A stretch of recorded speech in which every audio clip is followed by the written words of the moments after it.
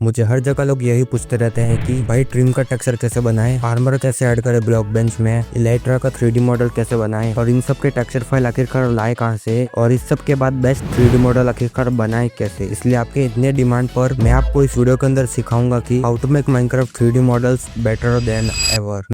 मैं आपको सब बेसिक से सिखाने वाला हूँ कि आप 3D मॉडल कैसे बनाओगे और वेपन वगैरह कैसे ऐड करोगे और ट्रिम का टेक्सचर कैसे बनाओगे वो सब। So welcome to the thumbnail mastery series episode first, जहाँ पे हम सीखेंगे कि how to master Minecraft thumbnails in mobile. तो सबसे पहले आपको आ जाना है ब्लॉक बेंच के अंदर, फिर आपको क्लिक करना है माइनक्राफ्ट स्किन पे, फिर क्रिएट न्यू मॉडल। उसके बाद आपको लेयर टेक्सचर को ऑन करके जनरेट टेम्पलेट पे क्लिक करके टेक्सचर फाइल को सिलेक्ट कर देना है। उसके बाद आपको अपनी माइनक्राफ्ट स्किन को यहाँ पे अपलोड कर देना है, फिर कंफर्म करके आपको ड्रैग करके अपने मॉडल के पास आ जाना है, जो कि अभी से बेकार दिख रहा होगा। फर्स्ट आपको ब्रश वाला आइकन पे क्लिक करके पोज सेलेक्ट कर देना है, फिर यहाँ पे क्लिक करके आपको बहुत सारे पोज मिल जाएंगे जिन्हें आप चाहो तो यूज कर सकते हो। फिर आपको इस वाले ऑप्शन पे क्लिक करके यहाँ पे क्लिक करना है, जिससे कि आपका पूरा मॉडल यहाँ पे शो करने लगेगा। उसके बाद आपको जिस भी चीज को मूव करना है उस पे आपको क्लिक करना है, फिर आप इस सर्कल की मदद से उसे रोटेट कर सकते हो, या फिर आप इस ऑप्शन को सेलेक्ट करके अपने पैर को मूव वगैरह कर सकते हो। तो यहाँ पे मैं अच्छे से मॉडलिंग कर देता हूँ अपने मॉडल की।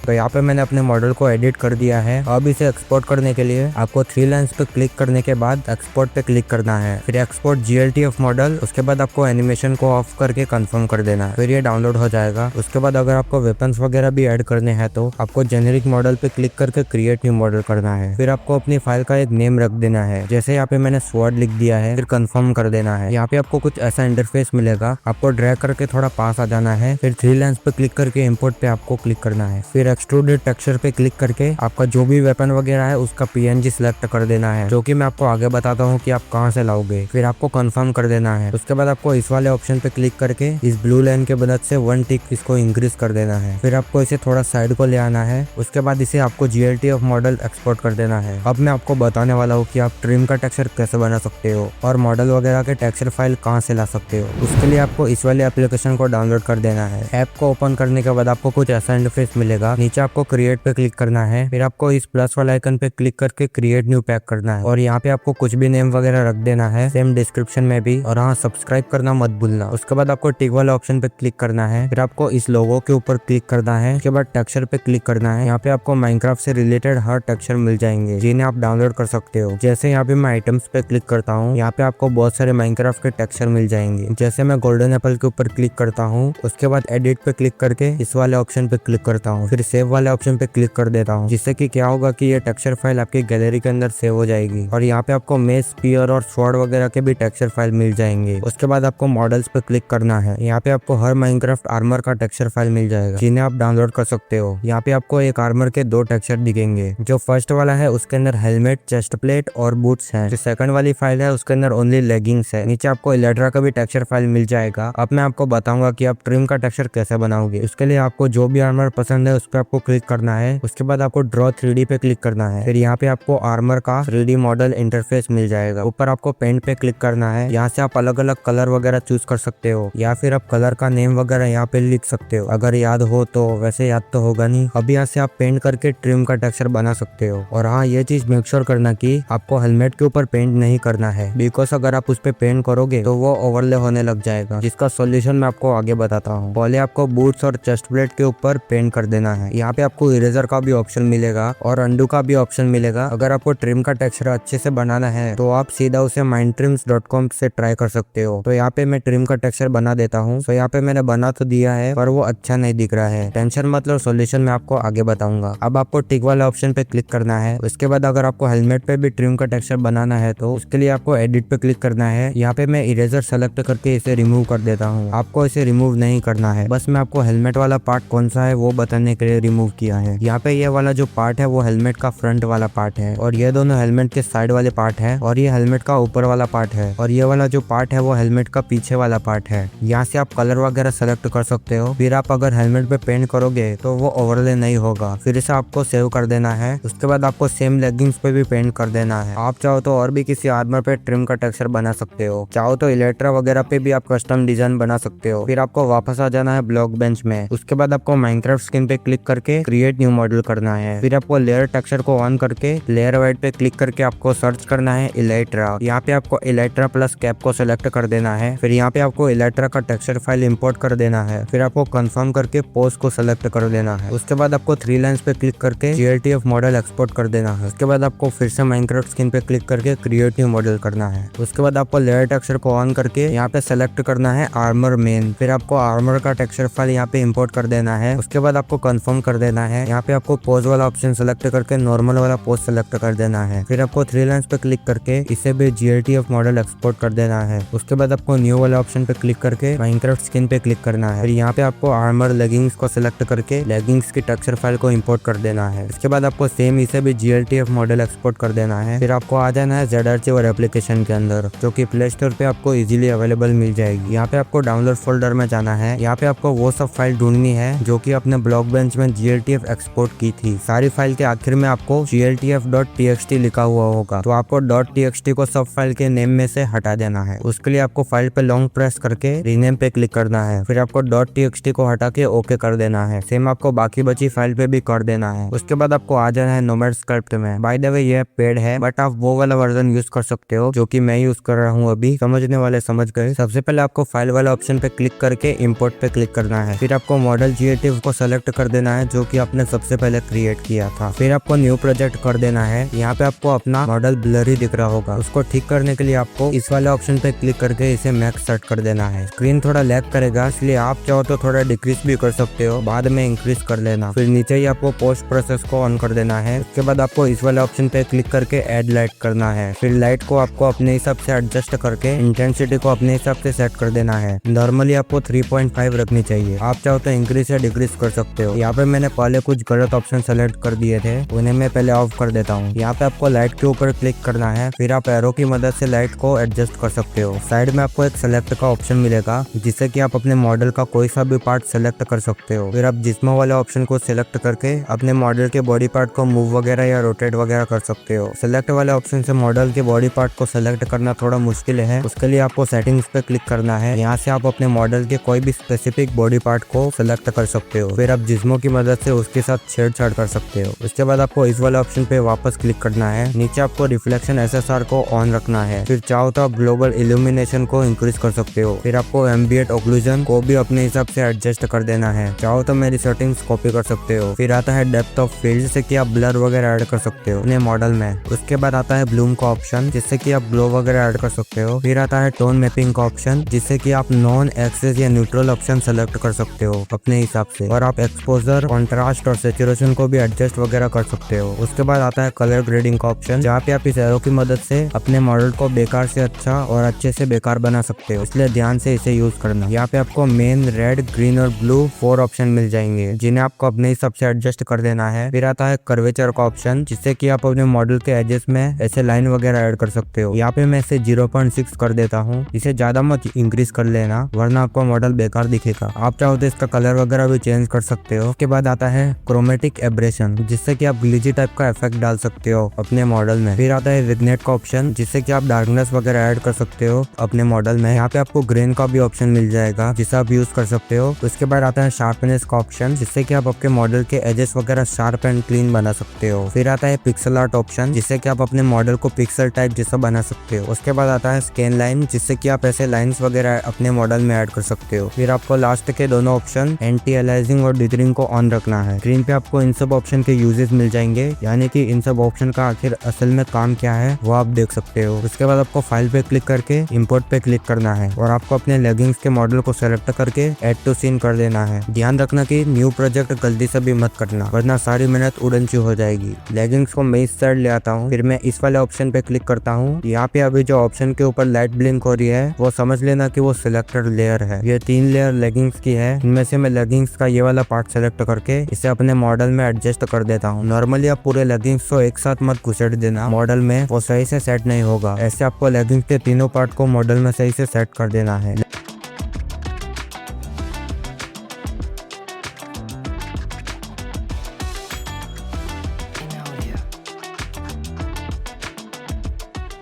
लेगिंग्स को मॉडल में सही से सेट करने के बाद आपको बाकी का आर्मर को भी इंपोर्ट कर देना है। फिर उसे भी आपको साइड को खिसका लेना है। यहाँ पे इतनी सारी फाइल्स में से हेलमेट की फाइल को ऐसे तो नहीं ढूंढ कर सेलेक्ट कर पाऊंगा, इसलिए यहाँ पे मैं सेलेक्ट वाले ऑप्शन से हेलमेट को सेलेक्ट कर देता हूँ। फिर इसे यहाँ पे मैं सेट कर देता हूँ। चेस्ट प्लेट के मैं इस वाले पार्ट को सिलेक्ट करके इसे भी सेट कर देता हूँ। अब मैं मिलता हूँ आपको बाकी सब आर्मर को सेट करने के बाद। आर्मर सेट होने के बाद आपको फिर से इंपोर्ट पे क्लिक करके अपने वेपन को इंपोर्ट कर देना है। यहाँ पे मैंने मेस को इंपोर्ट कर दिया है। यहाँ पे ये जो जिज्मो वाला ऑप्शन है उसमें आपको आगे पीछे का और रोटेट का ऑप्शन तो मिलता ही है, साथ ही साथ आपको ये ऑप्शन दिखेगा जिससे कि आप इसके साइज को इंक्रीज या डिक्रीज कर सकते हो। यहाँ पे मैं अपने मेस को अच्छे से सेट कर देता हूँ। यहाँ पे आप देख सकते हो अपना जो मॉडल है वो सही से रेडी हो चुका है। अब आपको अपने मॉडल की एक अच्छी सी पोजीशन सेट कर देनी है, जैसा आपको अपने मॉडल का पीएनजी चाहिए था। फिर आपको फाइल वाला ऑप्शन पे क्लिक करके थोड़ा सा स्क्रॉल करना है। इसके बाद आपको यहाँ पे ट्रांसपेरेंट बैकग्राउंड को सेलेक्ट करके 180p पिक्सल सेलेक्ट करके अपने मोबाइल को वर्टिकल कर देना है, मीन्स आपको अपने मोबाइल को सीधा कर देना है। फिर आपको यहाँ पे थोड़ा सा इसे जूम कर देना है। उसके बाद आपको फाइल पे क्लिक करके एक्सपोर्ट पीएनजी कर देना है। फिर थोड़ा वेट करके कुछ ऐसा इंटरफेस खुलेगा। यहाँ पे आपको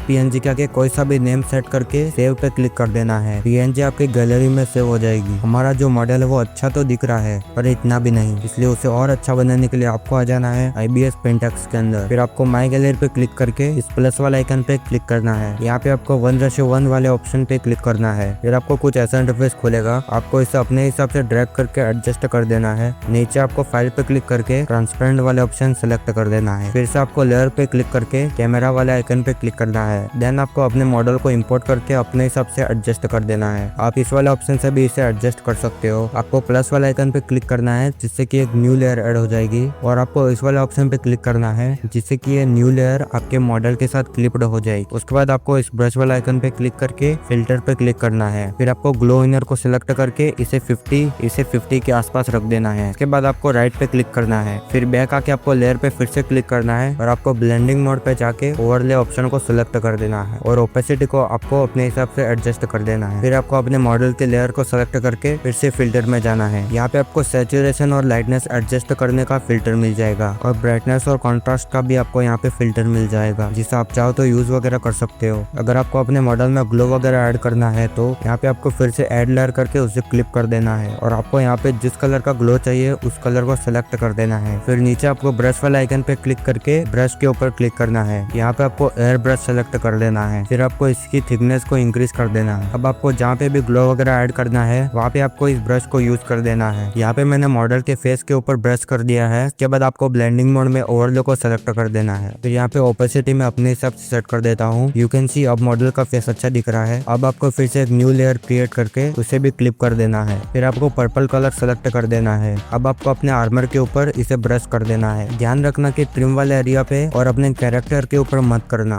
ब्रश करने के बाद आपको ब्लेंडिंग मोड में फिर से ओवरले सेलेक्ट करके ओपेसिटी को डिक्रीज कर देना है अपने हिसाब से। अब मैं फिर से एक न्यू लेयर ऐड करके उसे भी क्लिप कर देता हूँ। यहाँ पे मैं अब ट्रिम वाले एरिया पे ब्रश कर देता हूँ। यहाँ पे आप एक चीज नोटिस करोगे कि ट्रिम के अलावा बाकी आर्मर पे भी ग्लो स्प्रेड हो गया है। उसे रिमूव करने के लिए आपको इस वाले ऑप्शन पे क्लिक करना है, जिससे कि आपका ब्रश इरेजर पे स्विच हो जाएगा। इसकी थिकनेस आप डिक्रीज कर देना। फिर आपको आर्मर पे लगा हुआ ग्लो रिमूव कर देना है। फिर ब्लेंडिंग मोड को आपको ओवरले सिलेक्ट करके ओपेसिटी को आपको कम कर देना है। अगेन आपको न्यू लेयर क्रिएट करके इसे भी क्लिप कर देना है। मुझे पता है कि आपका दिमाग खराब हो रहा होगा कि भाई ये इतना लंबा प्रोसेस क्यों है, पर गाइस मेक श्योर वीडियो में आखिर तक बने रहना, क्योंकि रिजल्ट ऐसा मिलेगा जैसा पीसी में भी नहीं मिलता। बैक टू द टॉपिक, आपको इस बार वो कलर सेलेक्ट करना है जो कि आपका ट्रिम का कलर है। अगर आपके ट्रिम में अलग अलग कलर्स हैं तो आपको क्या करना है कि एक एक करके हर कलर को सेलेक्ट करके उसे ट्रिम के ऊपर ब्रश कर देना है। यहाँ पे मेरे ट्रिम के ऊपर ओनली 2 कलर्स है। मैं ओनली एक कलर को ही पूरे ट्रिम के ऊपर ब्रश कर देता हूँ। अब आपको ब्लेंडिंग मोड को ओवरले सिलेक्ट करके ओपेसिटी को डिक्रीज कर देना है। यू कैन सी मेरा जो मॉडल है वो अभी बहुत ज्यादा अच्छा दिख रहा है। अभी और थोड़ा सा काम बाकी है। यहाँ पे मैं फिर से न्यू लेयर क्रिएट करके अपने मेस के ऊपर ग्लो ऐड कर देता हूँ। अगर आपको अपने मॉडल में शेडोज वगैरह ऐड करना है तो आपको लेयर के अंदर सिलेक्शन लेयर को सिलेक्ट करके इस वाले ऑप्शन पे क्लिक करके पॉलीलाइन को सिलेक्ट कर देना है और आपको ब्रश की थिकनेस को 1 पिक्सल कर देना है। आपको जहाँ पे भी शेडोज वगैरह ऐड करना है वहाँ पे आपको ऐसे करके एरिया सिलेक्ट कर देना है। अगर आपने थोड़ा गलत सेलेक्ट कर दिया हो तो आप इरेजर की मदद से उसे रिमूव भी कर सकते हो। तो यहाँ पे मुझे ओनली इतनी जगह पर शेडोज चाहिए था। अब आपको लेयर पे जाके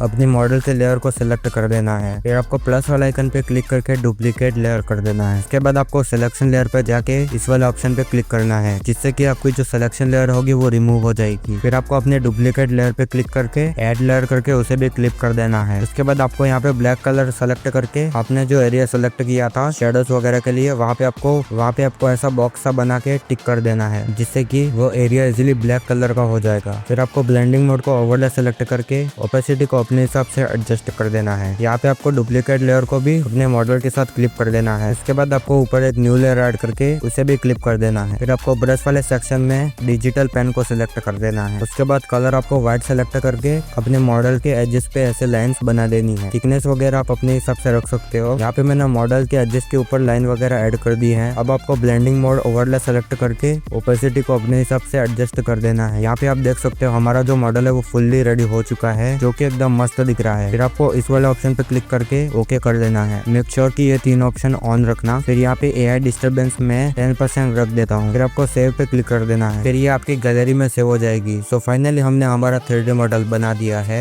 इस मॉडल को बनाने का प्रोसेस बहुत ज्यादा मुश्किल है, बट रिजल्ट आपके सामने है। और हाँ, 1 महीने में मैं एक ही वीडियो मुश्किल से अपलोड कर पाता हूँ, उसके लिए सॉरी। और हाँ, कोशिश करूंगा कि अगली वीडियो जल्दी से जल्दी आए। मैं मिलता हूँ आपको अगले वीडियो के अंदर, तब तक के लिए बाय बाय।